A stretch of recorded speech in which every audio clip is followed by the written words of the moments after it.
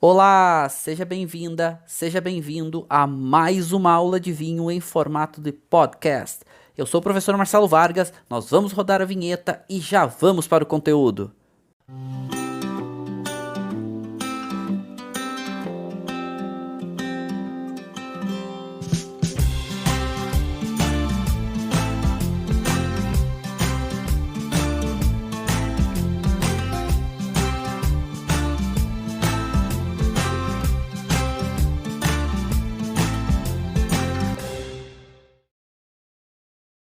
Olá, sejam todos muitíssimos bem-vindos a mais uma aula do nosso grupo de estudos e degustação de vinhos. Eu sou o professor Marcelo Vargas e estamos começando mais um conteúdo e hoje vamos focar na nossa avaliação, principalmente da parte de aromas dos vinhos, que é uma das etapas de avaliação que mais exige dos degustadores. E é uma que a gente tem mais, digamos, curiosidade para avançar, que a gente tem mais ansiedade para aprender mais rápido e tudo mais, tá bom?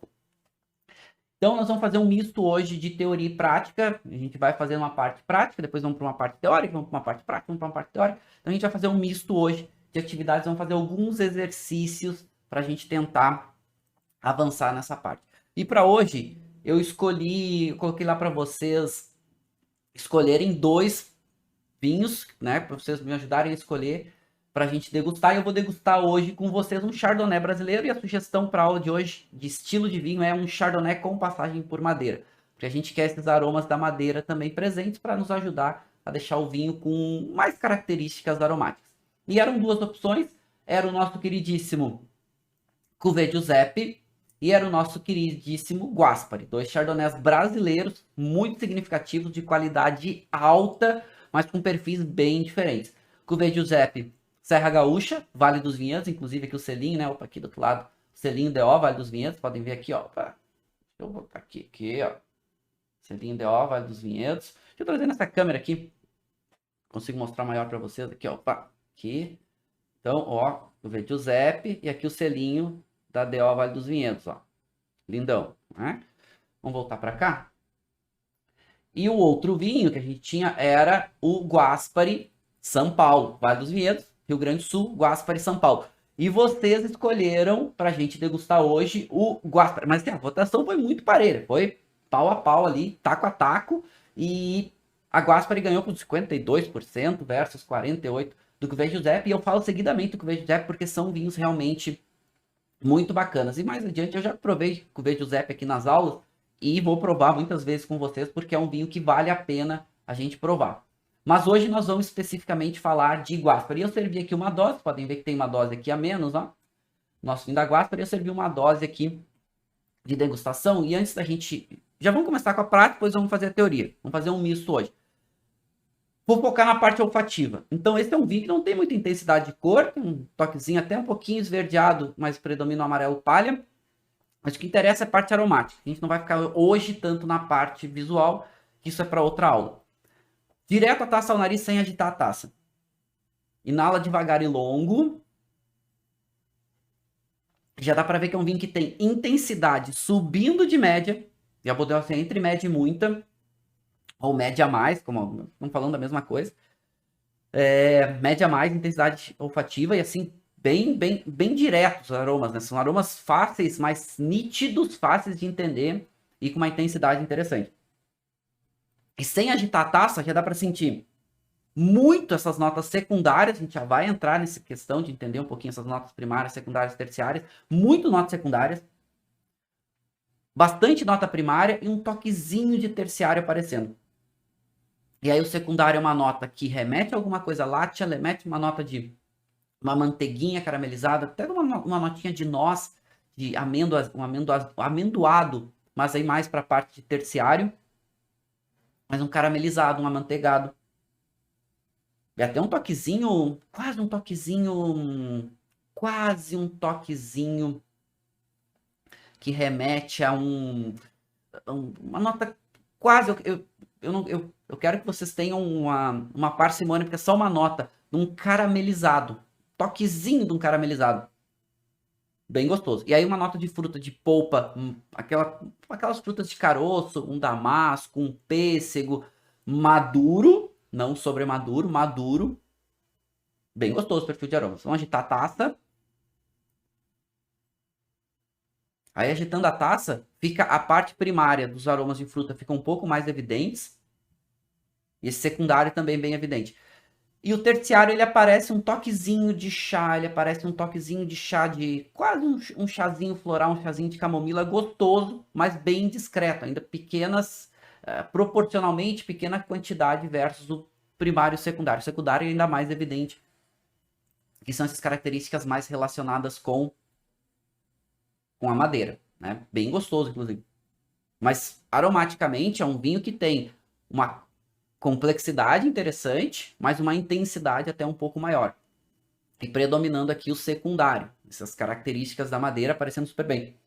Gostoso. Estão perguntando qual é o vinho. Estou degustando com vocês o Guaspari, que é um projeto bem bacana. Vou botar aqui nessa câmera para vocês verem. Ó, o Guaspari, que é o Vista do Lago, que é o Chardonnay.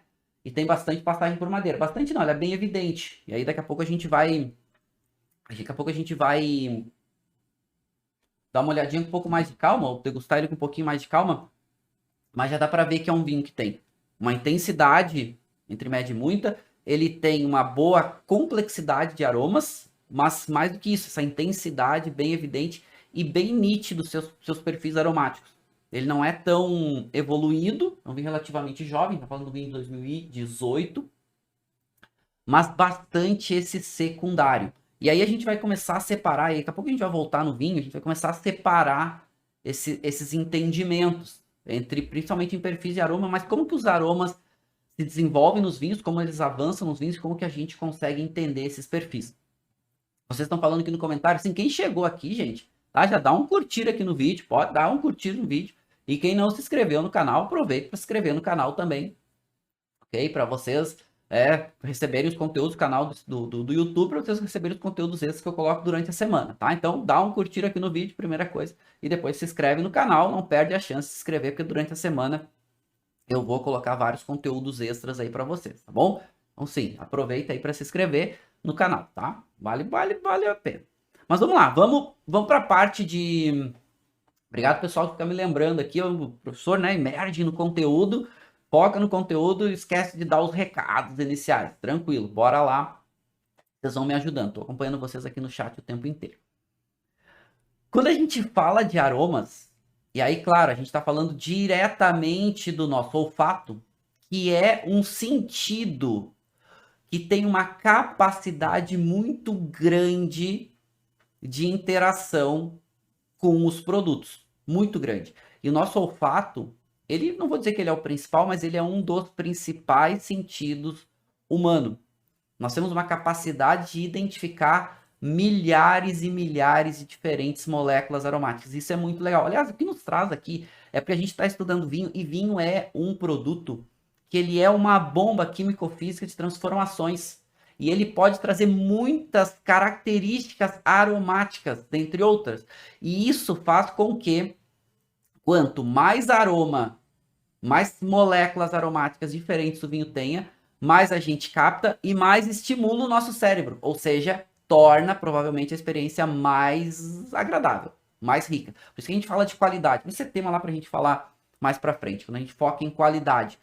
O que torna um vinho tecnicamente com mais ou com menos qualidade. Mas vamos lá, vamos chegar lá. Então o olfato, ele é um dos nossos principais sentidos e torna tão gratificante a experiência da degustação, principalmente de vinhos. Mas a gente está falando que o olfato, ele tem alguns desafios.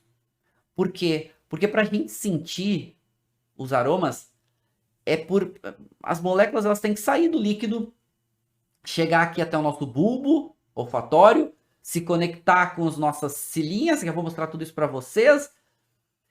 E isso acontece de forma muito rápida e de forma, entre aspas, químicas, né? São chamados quimiorreceptores. Porque a gente também tem nos nossos sentidos receptores físicos, como o caso do tato, por exemplo, né? Fisicamente tem que molestar, entre aspas, estimular para que a gente sinta, tenha esse sentido.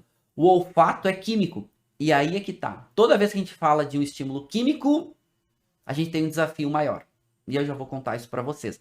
Então, o olfato é um sentido que pode nos trazer muito prazer, a gente tem a capacidade muito grande de entender e captar diferentes moléculas, ou seja, podemos captar mais complexidade, mas é difícil. Esse é um desafio. Ou seja, ele é um pouco mais difícil. Por exemplo, avaliar visualmente um vinho é mais fácil do que avaliar olfativamente um vinho. Vamos chegar lá. Alguns termos rápidos para a gente se entender aqui no que a gente vai estar falando, tá? E aqui até eu trouxe a norma, que é baseada nas ISO internacionais. No Brasil é a BNT-NBR, com base nas ISO. Então tá aqui a norma, tá? Trouxe para vocês 5492, que ela parametriza no Brasil os termos para a gente conversar, para a gente se entender. Termos técnicos, eu estou falando aqui de ciência, tá? Para quem não sabe, eu trabalho num laboratório de análise sensorial científica, com sede lá na Itália, mas que a gente analisa vinhos do mundo inteiro, né? O Centro Italiano de Análise Sensorial. Então a gente é muito baseado em ciência, porque a gente entra no vinho, a gente de vez em quando vai muito para a parte lúdica e a gente acaba se perdendo um pouco. O meio do caminho é sempre bacana, o lúdico é legal, mas também vamos trazendo um pouco de ciência para a gente entender o que é e o que não é. Termos são importantes. E no Brasil, o termo mais utilizado é odor, para quando a gente vai definir esses cheiros. Mas para vinho, e até no Brasil de modo geral, o termo odor, ele acaba sendo muito associado a cheiros ruins. Ah, que odor, que cheiro. Não é correto isso. Acaba que para vinho, a gente usa menos a expressão odor, exatamente por causa disso, por esse apelo um pouquinho mais distorcido que tem. Odor é para cheiros como um todo, para substâncias voláteis. O que acaba acontecendo no Brasil? A gente acaba usando mais a referência, inclusive a norma está dizendo aqui, ó, o termo aroma também é permitido para referência de odor de alimentos. Como o vinho é um alimento, a gente vai usar mais o termo aroma. Aroma é mais comum da gente utilizar, mas odor não tem nenhum problema, assim como a gente usar cheiro, uma expressão também permitida. Tecnicamente falando, odor seria o termo adequado. Mas nós vamos usar a referência aroma, que é mais utilizada para alimentos.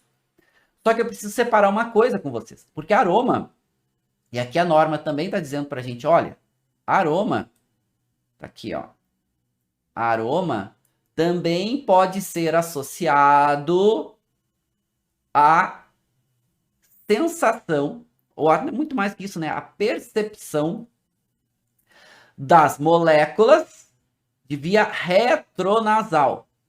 Isso, agora vocês bugaram, né? Ah, Marcelo, retronasal, nasal, tá aqui, ó, vamos explicar para ficar mais fácil. Para a gente sentir os cheiros, eu preciso que, nós como todo, preciso que as moléculas saiam do líquido. Por que a gente faz esse exercício aqui de volatilizar o vinho, agitar a taça? Isso aqui não é balaca, isso aqui não é... Balaca é um termo usado no Rio Grande do Sul para dizer aquela coisa tipo enfeitada, rabuscada. Isso aqui não é para bonito. Quando a gente agita a taça, a gente está fazendo várias coisas. Primeiro, fazer com que o vinho se agite mais, bata nas paredes da taça. Quando ele bate na parede da taça, ajuda a quebrar um pouco mais essas moléculas, ajuda a entrar mais líquido em contato com o oxigênio e ajuda com que as moléculas vão se desprendendo com maior quantidade. Porque eu preciso que essas moléculas saiam do líquido para chegar até o nosso bulbo olfativo. Ou seja, aí voltando para cá, precisa que as moléculas saiam da taça e entrem aqui no nosso bulbo olfativo para entrar em contato com as nossas cílias, que são esses pequenos receptores nervosos que a gente tem aqui, que vão se conectar a essas moléculas. E isso vai gerar o estímulo nervoso. Só que a gente pode sentir esses aromas tanto de forma direta ou nasal, quanto de forma indireta. Porque dentro da nossa boca a gente tem um canal que também permite que as moléculas que estão nos alimentos dentro da boca também evaporem e subam até aqui o nosso bulbo olfativo. Ou seja, eu posso falar de aroma direto ou nasal, ou posso falar de aroma indireto ou via retronasal. Por isso que eu até gosto de separar um pouquinho, né, essa questão de aroma. E também, aroma, para ficar mais fácil, normalmente eu vou citar quando a gente está falando de aroma direto, ou seja, nasal, que seria sinônimo de odor. Quando eu coloco o vinho na boca, que eu poderia chamar de aroma indireto ou retronasal, eu vou chamar de sabor, para ficar mais fácil. Então, aroma, nariz, sabor em boca. mas é permitido. A gente viu que a norma permite aí algumas linguagens diferentes. O que é importante é que a gente entender como isso funciona. Ou seja, precisa que a molécula saia do líquido vinho, a partir de agora vamos falar só em vinho, a molécula saia do líquido vinho, se desprenda e chegue até o nosso bulbo olfativo. Agora, isso é muito legal nos vinhos, e até tem um neurocientista que eu gosto muito, eu cito seguidamente em aula, que é o Dr. Gordon Schiffer, que é um PhD, escreveu um livro, inclusive, chamado Neuroenology, que ele fala o seguinte, olha, a questão é super importante toda essa parte física que a gente está vendo aqui, como ela acontece. Mas, primeiro, aroma, como é que a gente interpreta os aromas? A gente sente. Porque vocês param para pensar, essa foto aqui parece super complexa, né? Tipo, não se preocupem, tá? Vamos deixar isso aqui tudo mais fácil. Você para pensar que a gente não aprendeu o nome dos aromas? A gente não aprendeu o nome de aroma. Quando a gente é pequeno, que a gente aprende o nome da... Vou mudar de câmera aqui. A gente aprende o nome de cor. Né? Ah, cor vermelho, preto. Enfim, por mais que seja tonalidade, mas ok, a gente aprende, né? Ah, isso aqui é vermelho, isso aqui é preto. Pega esse squeeze aqui, esse squeeze aqui é verde. A menos que tu tenha uma patologia, né? Daltonismo ou outro que não consiga ver, tu vai ver, todo mundo vai ver verde. Vocês já perceberam que aroma a gente não aprendeu o nome? É o nome das coisas, a gente não aprendeu o nome. O que a gente aprende é tipo, pega um produto, cheira lá, o morango, cheiro de morango. Mas o que é o cheiro do morango? Tá, morango tem pouco cheiro, vamos pegar uma coisa com mais cheiro. Baunilha. Cheira lá a baunilha. O que é o cheiro da baunilha? Tá, mas é baunilha. Não. O cheiro da baunilha, a gente está fazendo uma simplificação. São várias moléculas aromáticas diferentes que estão se desprendendo da baunilha, que estão chegando até o nosso bulbo olfatório e falou, bom, o que eu estou sentindo aqui, essas moléculas, alguma predomina aqui, eu estou dizendo que isso aqui é cheiro de baunilha. Essas moléculas, elas têm nomes. Só que a gente não aprende, é até bom que a gente não aprenda, né? Porque vai ser um saco ficar falando lá, tipo, termo como acetato de isoamila, de acetil, tipo, é muito técnico, é muito mais fácil falar, tem cheiro de banana, tem cheiro de baunilha, tem cheiro de manteiga, é muito melhor, né? É muito mais fácil pra gente. Mas a gente não aprendeu o nome técnico de molécula olfativa. Isso, por um lado, também dificulta um pouco, porque a gente tem que sempre fazer associações. Então, quando a gente fala de aroma, a gente está associando a alguma coisa, para ficar mais fácil. Agora, voltando aqui, só para vocês entenderem, que nesse livro o Dr. Gordon Schiffer fala o seguinte, porque aqui ele faz um misto de pesquisa científica que boa parte da vida dele ele passa estudando a neurociência para entender exatamente essa parte sensorial. E aqui ele fala o seguinte, olha, é super importante toda essa parte física acontecer. Mas quando a gente fala de aromas, primeiro, os aromas impactam muito rapidamente, muito fortemente em toda a nossa memória. Lembrando, a gente tem que memorizar o cheiro associando a alguma coisa. E isso vai resgatar lembranças pra gente. Ou seja, gente, aroma de vinho é lembrança. Pode ser que tu nunca tenha sentido ou associado aquele aroma a alguma coisa, mas aroma de vinho é lembrança. Ou seja, a gente precisa associar alguma coisa. Só que essa lembrança não é só para a gente lembrar qual é aquela molécula olfativa ou aquela característica que se relaciona. Mas, quando a gente fala em a parte olfativa, como ela é muito associativa, ela também vai nos trazer memórias positivas, negativas, tudo mais. Ou seja, de certa forma, o lúdico e o técnico, aqui eles andam muito juntos na parte olfativa. E isso é muito legal, porque vai nos estimulando muito. Se eu perguntar para vocês aqui, qual foi o melhor vinho que vocês provaram na vida? Estou perguntando para vocês, me respondam aqui, qual foi o melhor vinho que vocês provaram na vida de vocês? Responde aqui nos comentários. Qual foi o melhor vinho que vocês provaram na vida de vocês? Tá? E aqui a gente vai seguir, depois eu vou ler e vou fazer alguns comentários aqui com vocês sobre isso, tá? O melhor vinho que vocês provaram na vida.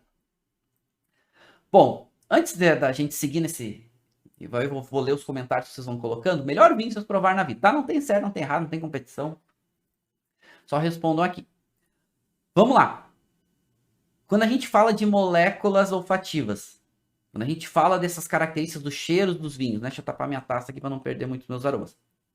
E até é bom que ele vai esquentando um pouquinho, porque daí ele vai volatilizando um pouco mais. O fato de esquentar um pouco mais o vinho faz com que essas moléculas se desprendam um pouco mais fácil, um pouco mais rápida, porque aumenta a temperatura física, né? As moléculas vão se dilatando, vão ficando mais leves, vão se desprendendo, vai ficando mais fácil da gente entender essas características. Então, esquentar também favorece um pouquinho essa volatilização. Não significa que o vinho vai ficar melhor, mas vai ficar um pouco mais volátil.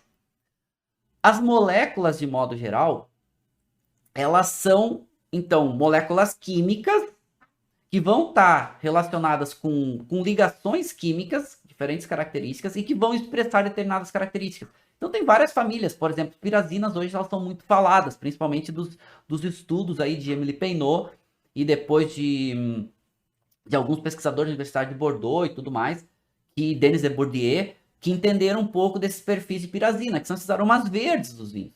Mas a gente não fala, né? Metoxopirazina, enfim, a gente chama de aroma verde, pimentão cozido e tudo mais. Então são diferentes famílias de moléculas que vão trazendo diferentes características.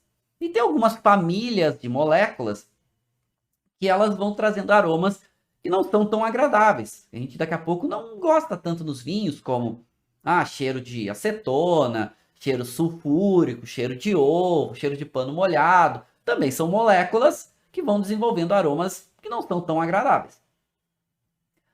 Para facilitar, a gente agrupa essas associações que a gente faz por famílias aromáticas. Então a gente começa num primeiro passo a separar o que a gente chama de agrupamentos de aromas primários, secundários e terciários. Ou seja, separo em famílias aromáticas, que eu vou falar para vocês daqui a pouco, um pouco mais organizado essa ideia, inclusive tem uma ferramenta legal aqui para vocês. Eu tenho a roda de aromas que eu fiz, vou mostrar aqui para vocês como funciona e tudo mais, para vocês utilizarem, que é uma ferramenta muito legal para treinar a parte olfativa. Mas, antes da gente treinar a parte olfativa, vamos organizar alguns termos e como a gente faz essa organização, essa separação dessas informações olfativas. Primeiro, os chamados aromas primários, secundários e terciários. O que seriam isso? O professor estava falando lá sobre aroma primário, O que é isso? Normalmente, aromas primários são esses aromas que eles são oriundos da própria uva e muito associado a vinhos jovens. Então, para facilitar um pouco mais a vida, a gente pode falar aqui de esses aromas frutas, esses aromas de ervas frescas, esses aromas florais, esses aromas de frutas frescas e tudo mais. A gente associa um pouco mais a esses aromas primários. Os aromas secundários são esses aromas mais associados a processos de fermentação ou escolhas enológicas. Eu gosto de simplificar assim. Ou seja, o enólogo escolheu que aquele aroma tivesse ali, daqui a pouco, por escolhas de produção do vinho. Passagem por madeira, aromas láticos, aromas que vêm, né, da transformação, fermentação malolática, esses aromas de autólise, esses aromas que a gente chama de microbiológicos associados a espumante, né? A gente fala quanto tempo de surli, quanto tempo de passagem pelas leveduras, traz muito esses aromas secundários. E depois a gente tem os aromas terciários. Os aromas terciários são esses aromas evolutivos do vinho, que muitas vezes a gente pode chamar de buquê. O que é buquê? Vocês já ouviram o termo buquê? O buquê do vinho, buquê do vinho. Gente, buquê para vinho é aroma evolutivo. É aroma que se desenvolve com o passar do tempo. E isso é muito legal com os vinhos. Sabe por quê? Porque os vinhos eles vão transitando durante a sua vida diferentes perfis de aromas. Normalmente, os vinhos vão começar com os aromas primários e secundários, se o enólogo quis que tivesse mais aroma secundário, e com o passar do tempo vão se tornando aromas terciários. Aromas evolutivos, que normalmente vão trazendo um pouco mais de complexidade, características diferentes, como frutas secas, às vezes cogumelo, aromas de couro, aromas terrosos, aromas de chão de bosque e outros, que são muito agradáveis em alguns vinhos, e em alguns vinhos, porque como esse aroma terciário ele vai se desenvolver, com o passar do tempo, alguns vinhos já não é tão interessante, porque perde muito primário e secundário, só o terciário daqui a pouco não é tão legal.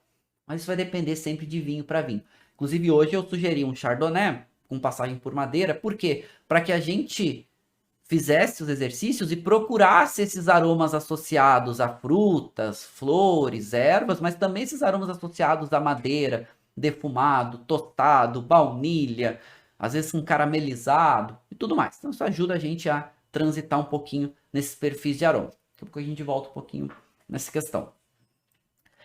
Bom, primário, secundário e terciário é um agrupamento das famílias aromáticas. E aqui eu quero um pouco mais de atenção de vocês, porque aqui é mais importante. A gente agrupa nessas famílias e depois vai para essa definição de primários, secundários e terciários.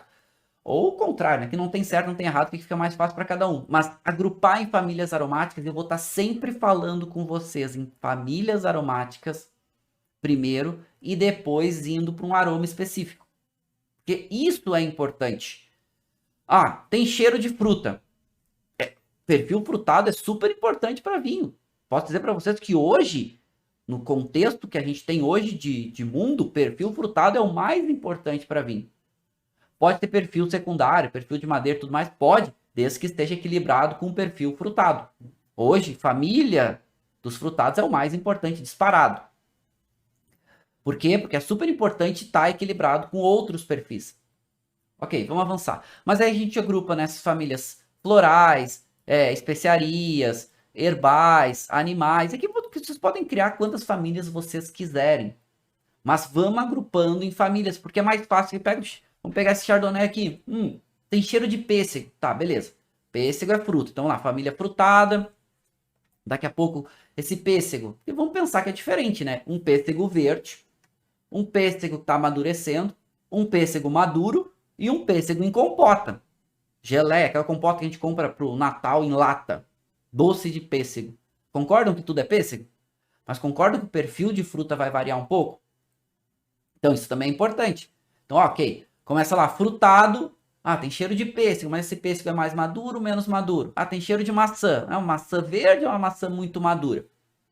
Então a gente começa também a organizar, porque se a parte olfativa é super importante, a parte de memória, a parte de buscar informações que a gente vai associando, é importante também a gente ir organizando a forma que a gente avalia os vinhos e que a gente trata a parte olfativa. Esse é um dos problemas, uma das dificuldades que a gente tem de lembrar de características, porque quando a gente toma vinho, a gente não está preocupado nessa organização. Essa organização nada mais é do que facilitar o cérebro a alocar as informações para quando ele precisar, ele vai lá, vai buscar aquela informação e diz, se eu já senti esse cheiro. Vocês já passaram por uma dificuldade na vida? Que é o seguinte, tu sente um cheiro no vinho, ou na comida, ou no lugar que passa, tu sente um cheiro. Nossa, eu conheço esse cheiro. Eu conheço esse cheiro. Ah, o que que é? Ah, qual é o nome? Ah, eu conheço esse cheiro. Ah, eu sei o que que é, tá vindo. Aí tu para, assim, tu fica pensando, ah, tá vindo, eu lembro, eu já vi, eu já senti e tudo mais.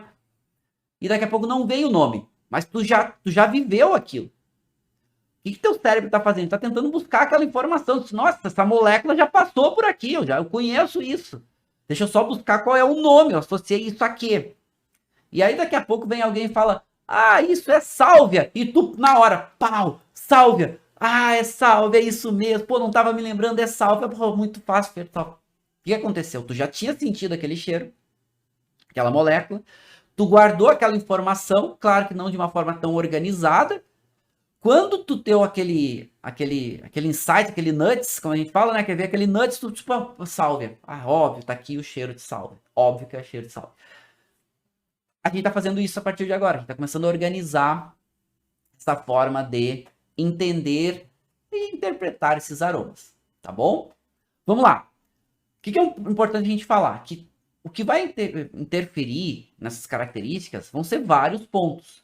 Claro que isso sempre pode estar associado ao perfil da uva. Né? Cada uva tem uma predisposição, principalmente quando a gente fala de aromas primários, a ter determinadas características. Vai ter? Ah, é certo que vai ter? Não, não é certo. Mas ela tem uma predisposição. Por exemplo, falei para vocês daquela família aromática das pirazinas. Pirazina traz muito aroma herbal para os vinhos. A família das Carmenettes, que são aquelas uvas Cabernet Sauvignon, Carmener, Cabernet Franc, Sauvignon Blanc, ela tem muito esse perfil nos seus vinhos. Então, há uma predisposição a aparecer aroma herbal. Vai ter sempre? Não. Pode aparecer aroma herbal, por exemplo, na Chardonnay? Pode. No Chile é bem comum, inclusive alguns vinhos mais costeiros, ter Chardonnay com alguma nota relacionada a alguma coisa herbal. Às vezes um pouco mais fresco, às vezes um pouquinho mais evoluído, ok? Mas cada uva vai ter uma predisposição. Isso é uma coisa que a gente vai estudar um pouquinho mais para frente.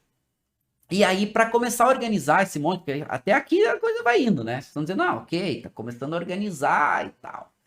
Mas para a gente começar a separar um pouquinho essa questão, ou organizar um pouquinho mais essa questão do lúdico para o que é um pouco mais organizado, isso é um ponto importante, porque mesmo sendo lúdico, mesmo sendo associativo, a gente precisa organizar. E o mundo do vinho paga um preço até hoje por ser muito lúdico, muitas vezes. Pegar uma taça de vinho e falar o seguinte, ah, esse vinho tem cheiro, me lembra lá, quando eu caminhava pelo bosque, quando eu era pequeno, quando eu ia no pomar da minha mãe. Não, ok, mas qual era o cheiro do pomar da tua mãe? Era um cheiro de fruta, talvez, mas só quem viveu para saber aquilo. Para fugir um pouco desse lúdico, e esse lúdico foi ficando cada vez pior no mundo dos vinhos, né? Tipo assim, esse vinho me lembra o andar de cavalo nos Alpes. Esse vinho me lembra colher fruta, colher ervas na Provence. Gente, é difícil, né? Quem não viveu isso não vai saber. No final dos anos 80, uma grande PhD chamada Enoble, que era professora da Universidade de Davis, na Califórnia, ela já tá aposentada, ela pegou e no seu estudo de PhD, ela começou a organizar isso, esse monte de informação lúdica e associativa, numa ferramenta chamada Roda dos Aromas, para facilitar o entendimento e a organização dos descritores olfativos dos vinhos. Então esse é um ponto importante. Estou falando para vocês, vamos organizar, vamos começar a usar ferramentas. Eu adoro ferramentas para a gente facilitar o nosso aprendizado. Eu tenho a alegria de ensinar milhares e milhares de alunos aqui, literalmente, milhares de alunos, no Brasil quanto no mundo. Tá? E posso dizer para vocês, gente, usem as ferramentas porque elas facilitam muito. E dessa ferramenta que a Noble criou, que é a Roda dos Aromas, lá no final dos anos 80, e vocês vão encontrar diferentes rodas de aroma para todos os produtos que vocês possam imaginar, mas vinho foi quem começou. Eu, lá quando estava no TIAS, fiquei 4 anos estudando na Itália, eu fiz uma pesquisa com base na roda da Enoble, lá dos anos 80, final dos anos 80, só que com os termos traduzidos para português mais relevantes que a gente tem no Brasil. E claro que eu vou dar este presente para vocês, para quem ainda não baixou. Tá? Quem é aluno do grupo Premium já baixou, vai estar para baixar o conteúdo lá na área do aluno. Quem não baixou, eu vou colocar depois para vocês baixarem. Grandona, para vocês em alta resolução, para vocês poderem imprimir um cartaz. Para vocês terem ideia, eu vou até mostrar para vocês aqui, ó. Tá vendo lá? Lá atrás, eu tenho impresso lá, grandão, essa roda dos aromas. Eu vou dar ela para vocês. Fiz um cartazão bonitão, tem umas garrafas na frente aqui. Eu uso direto essa ferramenta porque me ajuda muito. Estou dizendo para vocês que pode ajudar vocês também para organizar essas nossas ideias. Ou seja, como funciona a roda dos aromas? Isso a gente vai ver depois mais para frente, com um pouco mais de calma, mas para vocês já começarem a se familiarizar. 3 níveis da roda: nível 1, nível 2 e nível 3. Gente, se vocês pegarem, a roda dos aromas tem todos os aromas descritores de vinho? Não. Mas tem os principais. Se vocês partirem desses, vocês já vão começar a descrever vinho melhor. E aí nós vamos fazer o contrário aqui. O contrário é começar do primeiro nível, depois vai para o segundo nível, depois vai para um terceiro nível. Porque isso vai ajudar o nosso cérebro, e vocês podem pegar, imprimir ela e ir riscando, vai estar lá, vai estar para vocês lá. O prof ficou 4 anos pesquisando para fazer uma ferramenta legal para vocês, e vai estar lá de graça para vocês baixarem. Então usem a ferramenta, tá? Aproveitem isso para vocês baixarem, tá? Vou colocar depois para quem não baixou ainda, como vocês podem baixar. Vou colocar lá, baixem, vai ser presente para vocês. Usem. E aí, quando vocês começarem a avaliar os vinhos, o que vocês vão fazer? Vocês vão pegar aqui e nesse primeiro nível tem famílias aromáticas, como frutado, floral, tem aqui frutos secos, os herbáceos, depois os empireumáticos, passa por calor e tudo mais, amadeirado, especiado, terroso. Eu mais pra frente vou fazer uma aula só sobre roda dos aromas. Tem uma aula disponível para vocês Vocês podem assistir, eu vou fazer uma aula atualizada sobre isso, para que vocês possam ter um pouco mais de profundidade nesse conteúdo, porque vale a pena, essa é uma ferramenta importante para ajudar vocês. E aqui, todas elas, e aqui a gente está usando, eu fiz toda essa pesquisa baseada em termos internacionais, ou seja, internacionalmente válidos, para que a gente consiga se entender. Porque também, por exemplo, eu posso dizer que o vinho tem cheiro de pitanga. Posso. Posso dizer que o vinho tem cheiro de butiá. Posso. Agora, butiá é uma fruta muito peculiar aqui do Rio Grande do Sul. Muita gente fora do Rio Grande do Sul não vai saber o que é butiá. Então, usar um termo que seja mais fácil também da gente se entender é melhor. Significa que eu não posso botar, tem cheiro de butiá. Só que o organizar as informações também é a gente conseguir conversar sobre vinho. Eu dizer para vocês, olha, esse Chardonnay que eu estou degustando, da Guaspari, ele tem um cheiro muito peculiar, ou seja, tem um aroma muito peculiar desse pêssego maduro. Pêssego maduro bem evidente. E bem gostoso. Ah, tem um aroma que me lembra alguma coisa de um...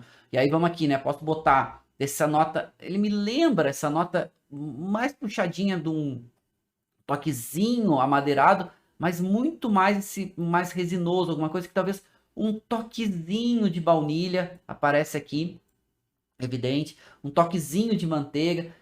Ou seja, a roda funciona assim. Vamos lá. Vinho tem caráter frutado? Beleza, tem caráter frutado. Deixa eu até mudar isso aqui para... Vou botar aqui vermelho, para ficar mais fácil vocês verem, tá? Tem caráter frutado? Tem caráter frutado. Esse vinho que eu tô provando, Chardonnay da Guasca, tem caráter de que fruta? Fruta vermelha? Não. Me lembra mais fruta cítrica? Não. Me lembra mais fruta branca? Me lembra mais caráter de fruta branca. Que fruta branca é essa? Me lembra uma maçã? Não. Uma pera? Não. Me lembra mais uma nota de pêssego? Ah, pêssego e damasco, sim. E assim a gente vai marcando. Ah, esse aroma aqui eu tenho nesse vinho um toquezinho especiado. Ele me lembra cravo e canela? Não, mas ele me lembra um toquezinho de noz moscada. Ou seja, vocês vão navegando nessa roda e vão se familiarizando com esses termos, mas começa pelo primeiro nível. Vai para o segundo nível e depois para o terceiro nível. O que normalmente a gente faz? A gente começa pelo terceiro nível. Tudo bem, não tem problema. Se sentir um aroma muito nítido de maracujá, um aroma muito clássico de maracujá, maracujá muito evidente, ok. Tem aqui algum aroma de maracujá? Tem. E aqui a roda não tem todos os aromas, mas alguns que dá pra gente pensar um pouquinho mais. Ah, maracujá é fruta tropical. Normalmente maracujá vem de locais um pouco mais quentes. E aí vocês podem até fazer, e aí ok, frutado. E até vocês podem fazer uma pergunta, tipo, esse maracujá é mais verde ou maracujá muito mais maduro? Certo? Esse também é um pensamento legal. E essa roda de aromas a gente usa muito, inclusive em pesquisa científica. Pesquisa científica a gente marca, isso aqui é uma pesquisa que a gente fez lá na Itália, de 2 denominações italianas, lembrando que a Itália tem mais de 400 denominações de vinho, para 2 vinhos importantes lá, né? O Verdicchio di Matelica de Otti e Verdicchio di Castel di Esi de Otti. A gente fez, na verdade, essa pesquisa foi muito legal, a gente fez com as 20 denominações da Regione Marche, lá da Itália. Essa pesquisa tem publicação e tudo mais, é bem legal. Gerou livro, tem na internet, é bem bacana. Né, que eu trago para vocês qualquer hora sobre isso. Mas mostrando, por exemplo, a mesma uva em áreas diferentes, mostrando perfis, uma tendência de perfis diferentes. Né? Por exemplo, Matélica, que é uma região um pouco mais quente, mais continental, vai um aroma aqui mais de fruta exótica, que eles chamam na Itália, seriam essas frutas tropicais, né? De ananás, de abacaxi.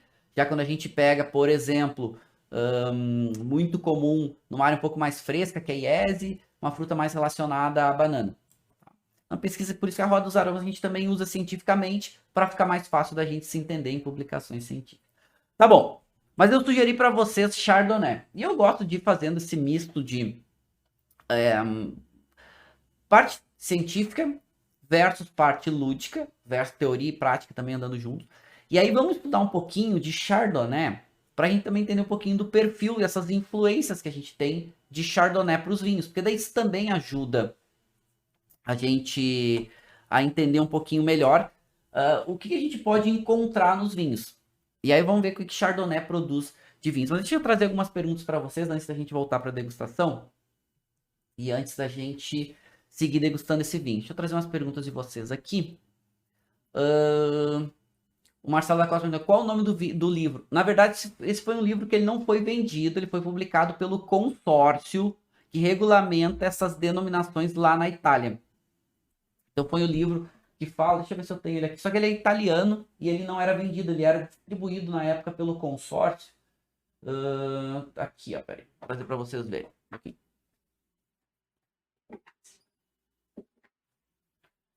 Ele era distribuído lá pelo consórcio que fala exatamente sobre... Opa, aqui, vamos mudar aqui, eu já volto para as perguntas.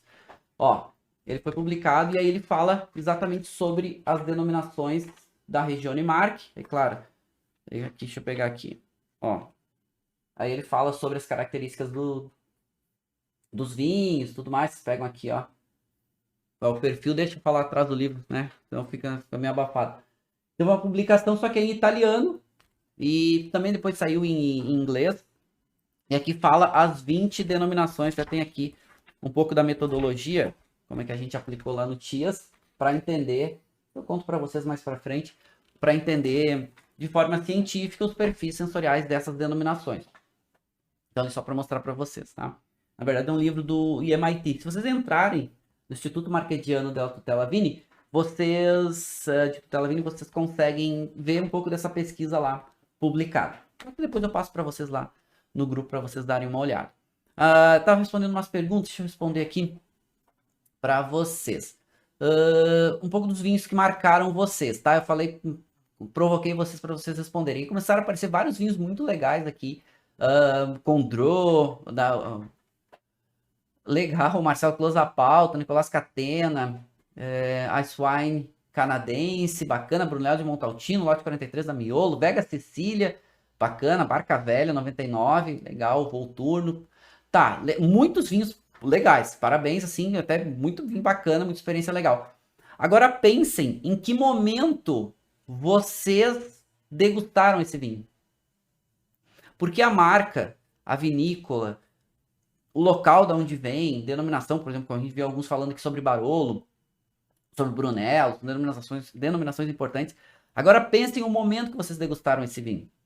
Porque normalmente o momento ele também vai impactar quando a gente vai fazer essas associações. Porque o melhor vinho que vocês estão dizendo que vocês degustaram, teve um momento para isso. E aí provavelmente vocês vão lembrar desse momento. Por quê? Porque o melhor vinho que vocês degustaram não é só por causa das características sensoriais.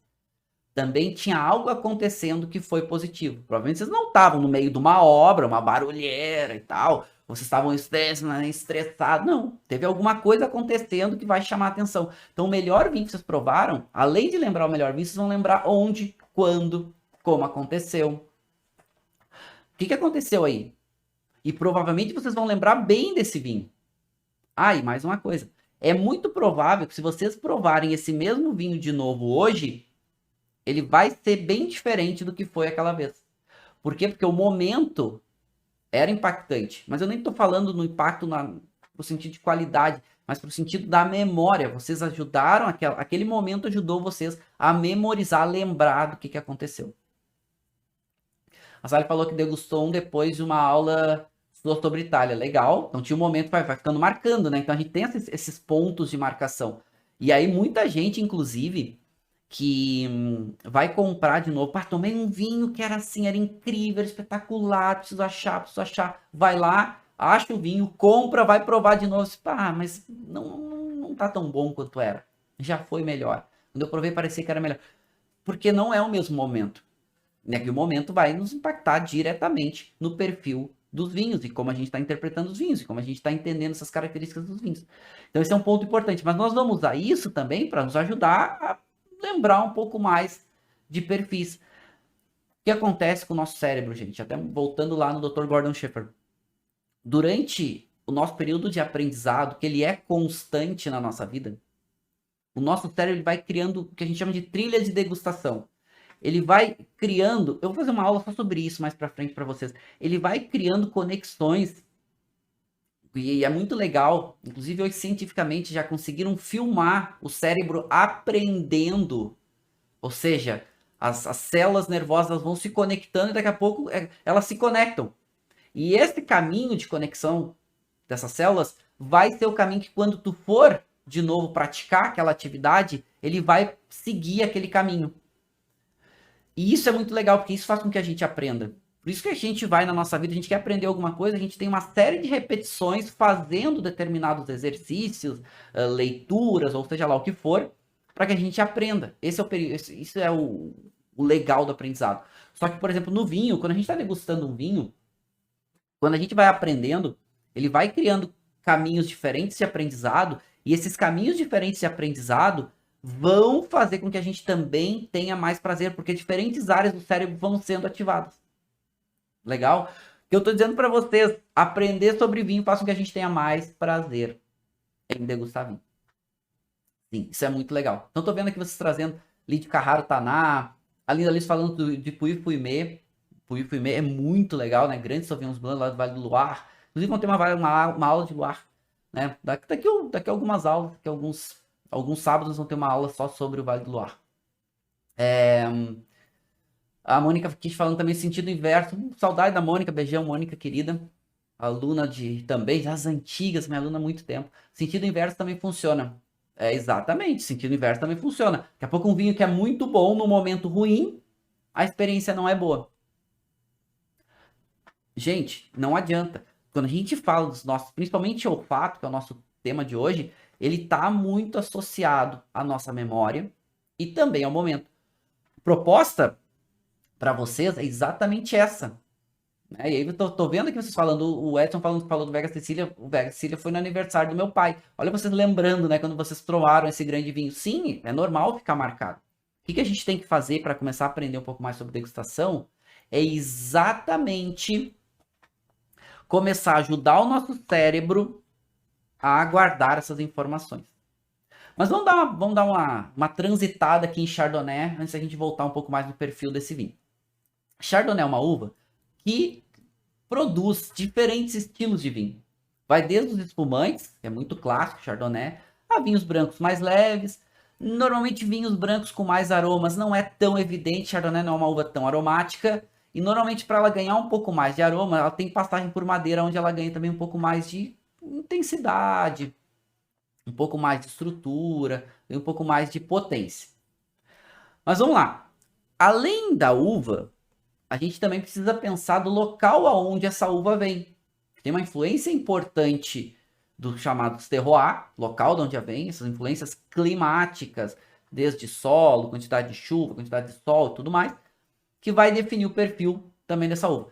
Então a gente tem uma tendência a climas mais frescos, fazer vinhos normalmente com menos álcool, menos corpo e mais acidez. Locais mais quentes tende a fazer vinhos com mais álcool, mais corpo e mais acidez. É fácil da gente pensar aqui. Um local mais quente, a fruta amadurece mais, retém mais açúcar. Essa retenção de açúcar normalmente vai ser convertida em álcool e esse álcool vai trazer um pouco mais de estrutura e características. Só que aqui, gente, não é só a parte estrutural do vinho, mas também a parte de características aromáticas. Um local mais fresco tende a fazer vinhos normalmente com caráter de uma fruta mais fresca, de uma fruta mais... Vamos pegar um Chardonnay, uma fruta mais cítrica. Locais mais quentes tende a fazer um Chardonnay normalmente com caráter de uma fruta mais madura, um pouco mais normalmente de esse caráter de fruta madura, sobremadura, frutas tropicais. E Chardonnay é uma uva que se adapta muito bem, por isso ela é uma das uvas mais plantadas viníferas do mundo. Olha como a gente tem oferta de Chardonnay acontecendo. Mas vamos trazer um exemplo. Vamos pegar duas regiões clássicas de Chardonnay no mundo. Duas, muito clássicas.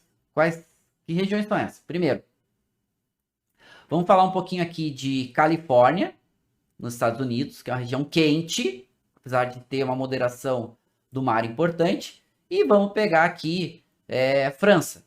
Tá? Vamos pegar aqui Chablis, tá? Na França, que é uma região fria. Olha aqui, quanto mais clarinho aqui, quanto mais verde clarinho, mais frio. Vamos pegar aqui, tá mais ou menos aqui, ó, parte central, que é Chablis, que é muito clássico. Duas áreas muito clássicas, muito clássicas para Chardonnay no mundo. Regiões mais frias, como a gente está vendo, normalmente vai fazer vinhos com mais acidez. Porque, vamos pensar a uva. A uva, quando ela é ela vem de locais mais frios, ela tem mais acidez. A uva, quando ela não está tão madura, ela é um pouco mais com mais acidez, com menos açúcar, né? Ela é menos, entre aspas, menos interessante. Não significa que vai fazer vinhos piores, não. Mas locais mais quentes, com mais sol e mais calor, faz com que a fruta amadureça mais. Assim como locais mais quentes, vai fazer esse maior amadurecimento e vai trazer um pouco mais de intensidade, um pouco mais de corpo.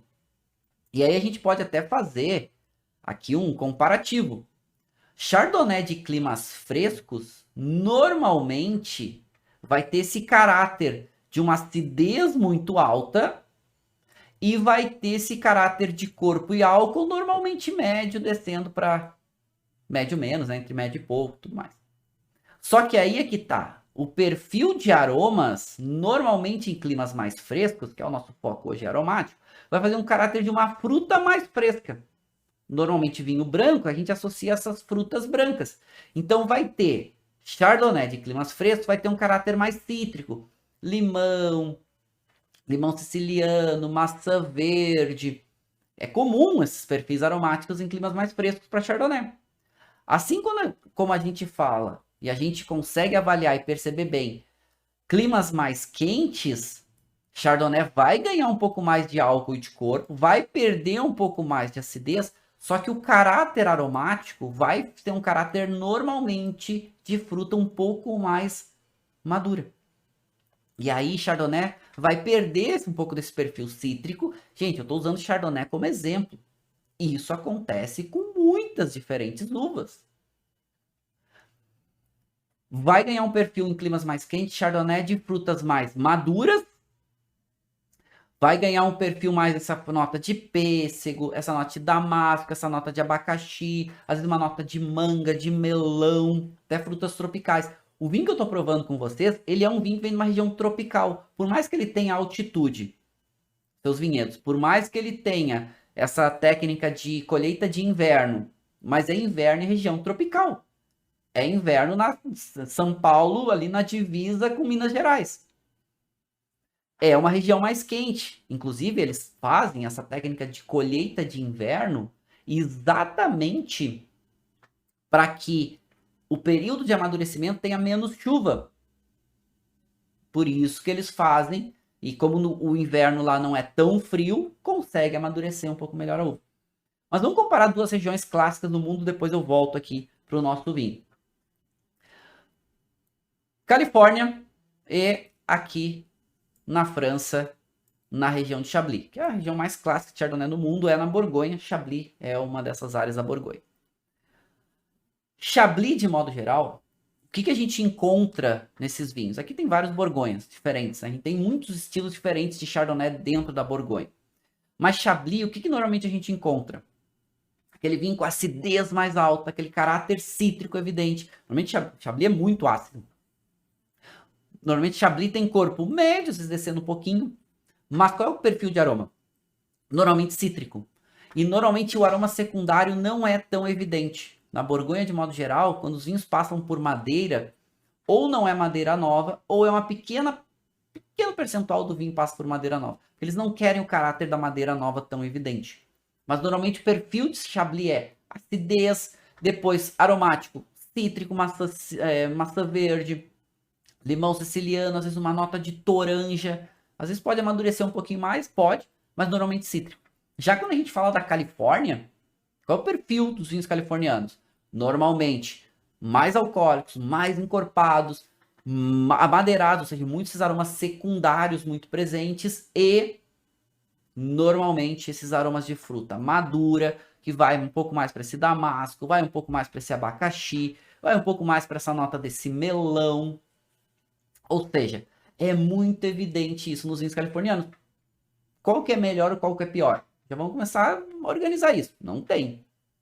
Pode ter vinhos excelentes na Califórnia em Chablis, pode ter vinhos pobres na Califórnia em Chablis. Não, são locais diferentes, perfis diferentes, mas não é absoluto só a região. Tá? Mas claro, uma coisa é importante, quanto mais famosa a região, normalmente mais caro é o vinho. Tá? Isso é clássico. Bom?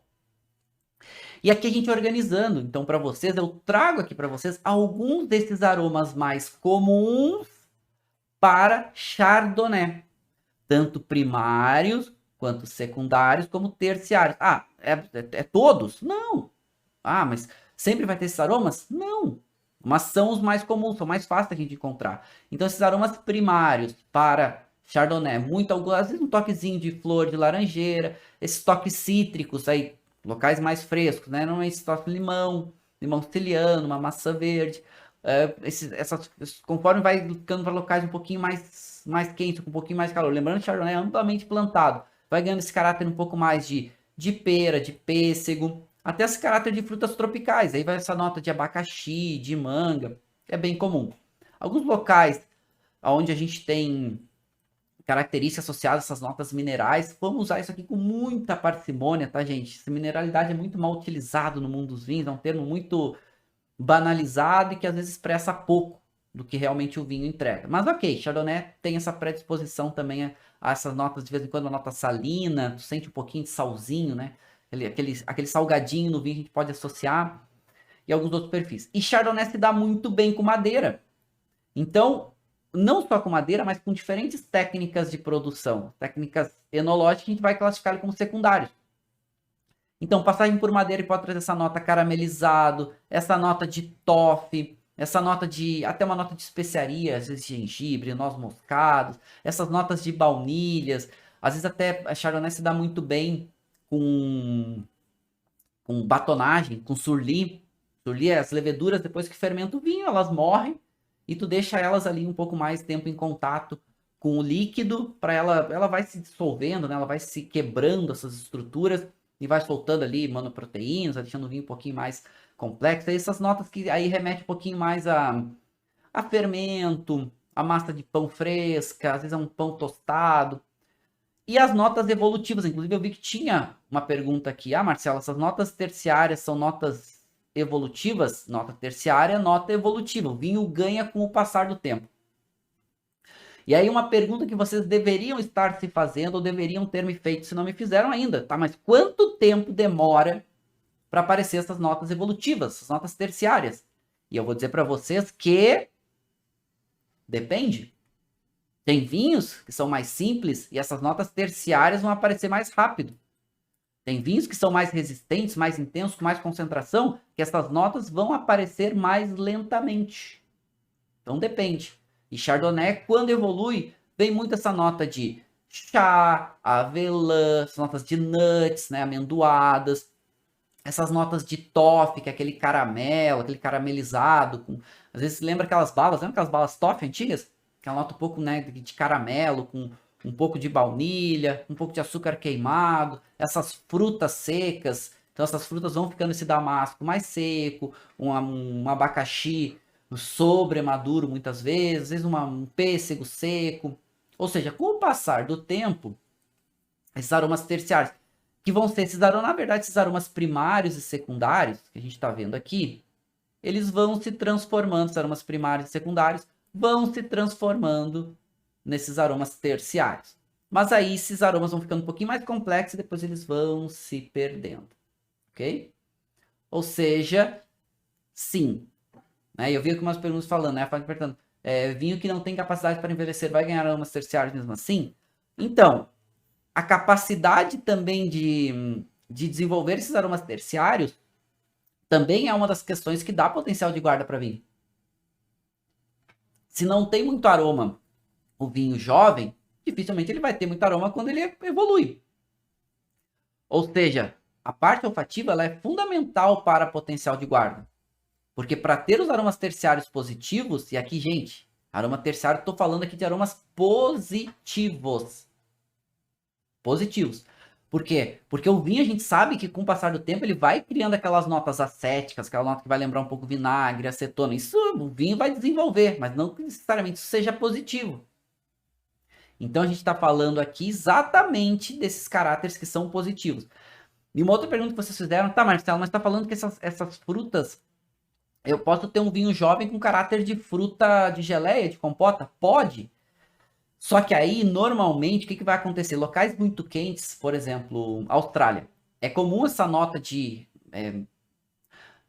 doce de pêssego para Chardonnay, damasco seco. Mas normalmente é tudo primário. vai ter essas notas ou primários e secundários. Tu não vai ter aquela nota da fruta já um pouco mais cansada somente, não vai ter aquela nota já puxado para aquela nota, aqueles aromas primeiro, que os aromas vão, com o passar do tempo, os aromas vão diminuindo e vão ficando mais terciários. Então, quando o vinho é jovem, que ele é intenso, tu vai sentir esses aromas também intensos, desses frutos secos, esse caráter. Pega uma fruta, um bom exemplo é vocês pegarem uma fruta. Pega uma fruta e vamos pegar um pêssego. Quando tu colhe um pêssego maduro, ele tem um perfil. Tu morde ele, tem um perfil de aromas com determinada característica. Se tu torna ele uma geleia, uma compota, ele tem outro perfil, mas ele ainda tá, entre aspas, fresco. Agora, se tu pega essa fruta, esse pêssego, e tu colhe e deixa ele de lado, e deixa ele ali, ele vai ficando sobremaduro, daqui a pouco ele vai começar, né, a ficar meio que mofadinho e tudo mais, ele vai ter um caráter maduro, mas já bem mais evolutivo.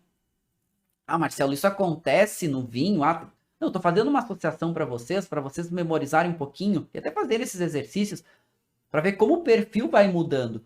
Quando esse perfil de frutas secas aparece normalmente nos vinhos evoluídos, ele não é só aquela fruta seca, mas vai ter essas notas de frutos secos, essas notas todas evolutivas vão começar a aparecer. Dá pra gente pensar, bom, se é um vinho de Chardonnay de climas mais frescos, por que já tem uma nota aparecendo de geleia ou de compota? Não é tão comum. Pode ser uma nota um pouquinho mais evolutiva, que é a tendência dos vinhos é apresentar. Mas aí que tá, isso é o legal dos vinhos, porque assim, isso não é absoluto. Isso não é absoluto. Ou seja, o que vai acontecer em cada vinho é muito peculiar.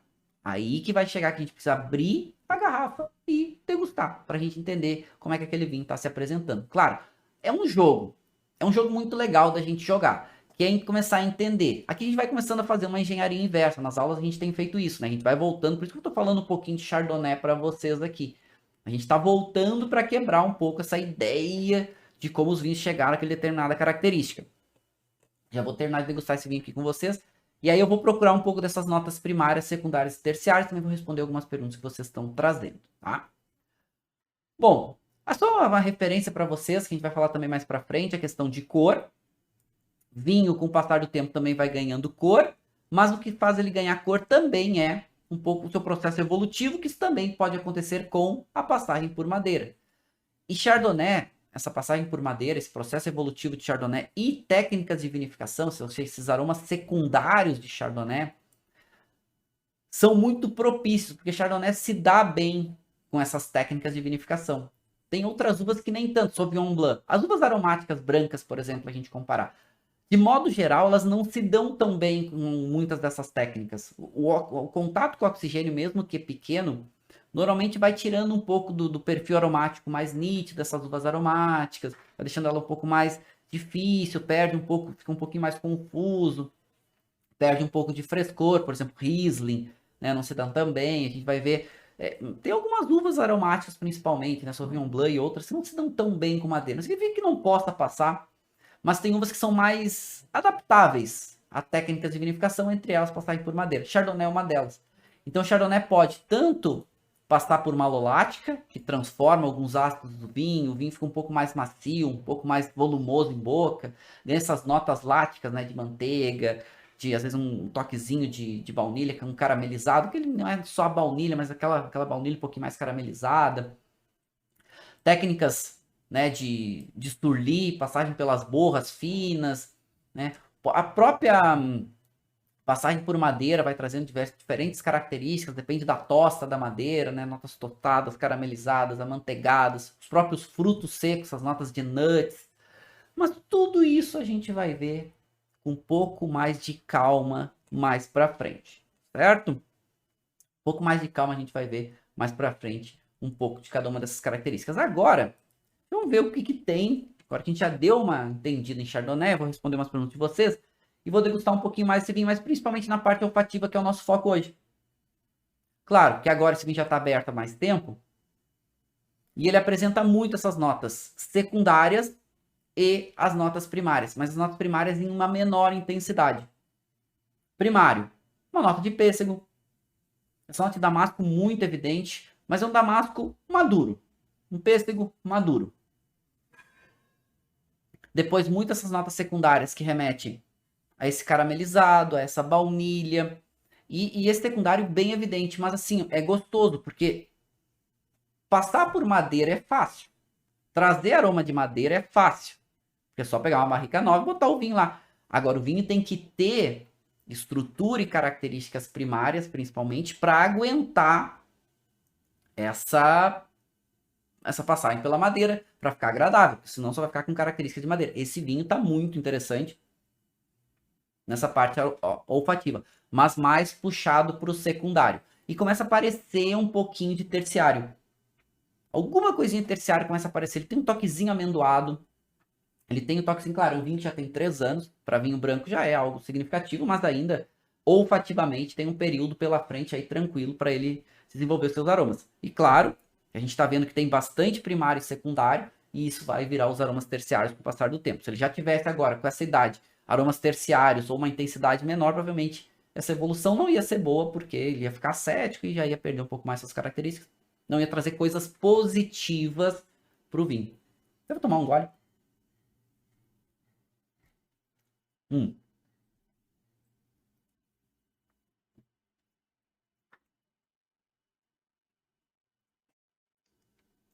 Descartar. Às vezes acontece, né? Eu tô com um copinho aqui. Às vezes acontece. Prof, meio esquecido. Sabor dele. Muito em boca. Muito amanteigado. Muito. Bem lático. Olha, gostoso. Ele lembra um pouco desses creme brulee. Ele lembra um pouco de creme brulee, assim, gostoso. Aquele caramelizado. Aquela nota de um amanteigado. Nossa, muito gostoso. E o primário, um pouquinho menos intenso em boca. O secundário, muito evidente. Para quem gosta desses vinhos chardonnays mais amadeirados, mais potentes, tem um álcool bem evidente. Mas a acidez também. Mas esse é um vinho intenso, né? Um vinho potente, aliás, qualidade muito boa desse vinho. Muito interessante, mas mais esse secundário predominando, que é um estilo Chardonnay eu particularmente gosto. Eu gosto de Chardonnay. Talvez a uva branca atualmente que eu mais degusto. Mas que eu mais tenho afinidade atualmente para degustar, né? Na minha maior preferência no momento. Apesar de eu degustar, tenho a vantagem de trabalhar com vinho, então degustar muitos e muitos vinhos aí por ano. Mas olha, interessante, orgulho de fazer vinho desse no Brasil. Mas essa linha mais californiana, né? Um pouquinho mais intenso, um pouquinho mais concentrado, apesar da acidez tá um nível abaixo dessa estrutura como um todo, mas vinho bem, bem gostoso. Olha, entregando super bem. Entregando super bem mesmo. Tá, deixa eu trazer aqui algumas perguntas de vocês, que vocês trouxeram. Deixa eu aqui já ir respondendo. Deixa eu aqui. Vocês tinham perguntado... A permanência dos aromas terciários também é muito variável, correto? Sim, muito. Porque o vinho não para de se transformar. E os aromas terciários, quando eles começam a aparecer, porque o vinho já está num processo evolutivo significativo. Então, quanto tempo vai durar? Depende de cada vinho. Mas, muitas vezes, ele já está chegando no seu auge, principalmente quando os aromas terciários começam a predominar, o potencial de guarda já está se tornando menor. O vinho já passou por um processo evolutivo. Aí depende da estrutura de cada vinho. Vinhos que são mais intensos, mais concentrados, normalmente vão ter um potencial de guarda maior. Mas claro, que a gente está falando só de aromas, depois a gente vai ter uma série de outros elementos, como a acidez, como a própria estrutura, acidez principalmente, mas depois estrutura tânica, outros elementos do vinho como um todo. Tá? Mas sim, normalmente esses aromas, quando o vinho tem só aromas terciários, normalmente ele já está ou na sua decadência, ou está no seu auge, indo para decadência. Normalmente quando é só aroma terciário, ele já tá bem evoluído. Normalmente tem gente que gosta, ok, sem nenhum problema. Até, cara, tem alguns vinhos raros, por exemplo, grandes borgonhas, onde a Pinot desenvolve aqueles aromas terciários maravilhosos. Assim, por isso que esses vinhos que são exceção custam 30, 40 mil reais, né? É isso. Normalmente são. É caro. É bem caro. Tá? Então são exceções. De modo geral, alguns aromas terciários estão predominando, o vinho já não tem mais potencial de guarda. Aí o Fernando perguntou. Marcelo, como passar mais tempo desvendando os aromas sem cansar? Cara, Fernando, o seu sistema olfativo ele vai cansar. O seu, o meu, de todos nós. Então, qual é o segredo? Não tem segredo. Mas assim, algumas coisas que facilitam. Espaçar um pouco mais o tempo e usar um pouco menos o nariz. Ou seja, se a gente ficar cheirando o tempo inteiro, a gente vai cansando mais rápido. Quanto mais alcoólico e mais intenso o vinho, mais vai cansar teu sistema olfativo. A única coisa que ajuda a neutralizar um pouco Não usa café, piora. Não usa perfume, não usa nada, quer dizer, piora, tudo piora. A única coisa que ajuda um pouquinho é a tua pele in natura, tu cheirar ela um pouco, vai ajudando a neutralizar, mas conforme tu vai usando de novo, vai cansando. Então, coisas que ajudam: muita água, muita hidratação ajuda bastante, porque vai ressecando um pouco menos as mucosas e tudo mais. Cheirar devagar e longo, dica de ouro para vocês, tá, gente? Dica de ouro, tá? Dica de ouro aqui da aula de hoje, tá? Para vocês. Eu vou dizer para quem não baixou como é que vocês baixam aqui o material, a roda de aromas. Dica de ouro: cheira devagar e longo. Não cheira, não dá aquelas baforadas intensas, tipo, porque tu vai cansando mais rápido. Lembra que o vinho tem álcool, então esse álcool também vai cansando nosso sistema olfativo. Tem moléculas, quanto mais aromáticos, mais vai cansando. Então, devagar e longo, ó. Tu vai puxando mais diferentes aromas. E tu vai conseguindo também memorizar um pouco mais, buscar informação, ou seja, vamos facilitar também nosso sistema olfativo, tá? Professor, o vinho que não tem capacidade para envelhecer vai ganhar aromas terciários mesmo assim? Já tinha respondido, né, Fátima? Vai, mas nem sempre vão ser positivos. E o tempo também pode ser muito rápido. Tem poucas aromas primários e secundários. Rapidamente ele vai desenvolver aromas terciários e aromas já de vinho cansado, acético e tudo mais, que não é o que a gente quer, né? E aí vocês falando sobre os vinhos que vocês degustaram, muito legal. A Adriana tinha perguntado: como falar de acidez do vinho para leigos sem que eles confundam com a sensação de azedo? Por exemplo, que exemplo eu posso dar? Tá, não é o tema da aula de hoje, Adri, mas eu vou te responder, tá? Azedo é sinônimo de ácido. Azedo e ácido são sinônimos. Apesar de, assim como a expressão odor, de certa forma, muitos usam no sentido pejorativo, o azedo também. Ou seja, a acidez ela é azeda. Aliás, a definição da nossa percepção da acidez é o azedo. Como separar? Porque muita gente fala, o vinho ácido eu não gosto. Então, o vinho ele é composto de diferentes ácidos. Tem ácidos que são mais agressivos, tem ácidos que são menos agressivos. Aquela transformação que a gente falou, aquela fermentação malolática, ela transforma um ácido málico, ácido da maçã verde, que é muito agressivo, no ácido lático, que é o do leite, que é muito mais macio. Por isso que o vinho fica mais macio, perde um pouquinho de acidez, mas fica mais macio. Como falar sobre acidez sem associar azedo? A prática é a melhor forma.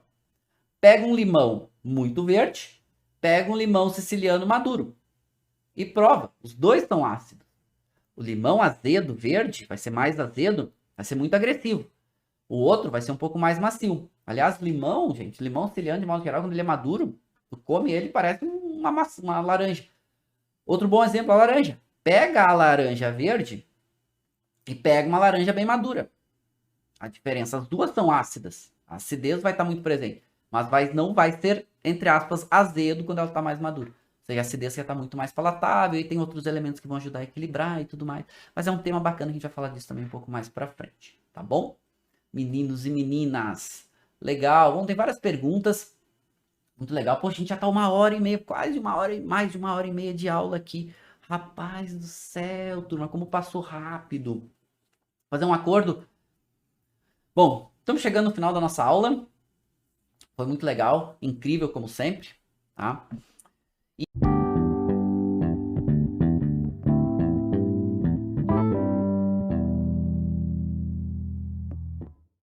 Você acabou de ouvir uma aula de vinhos do professor Marcelo Vargas, em formato de podcast.